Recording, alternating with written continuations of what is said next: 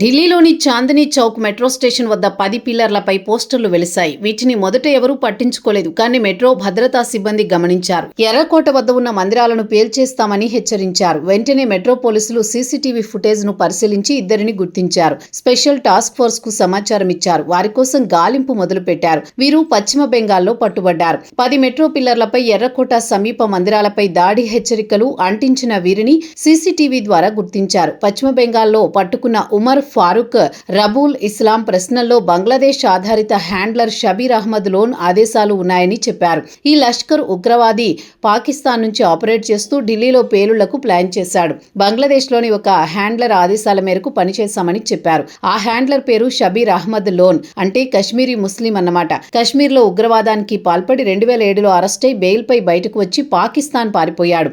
పాకిస్తాన్లో లష్కరే తోయిబాతో కలిసి పనిచేస్తున్నాడు. ఇటీవల బంగ్లాదేశ్ పాక్ ఇస్లామిక్ సంఘాలకు సంబంధాలు పెరిగాయి.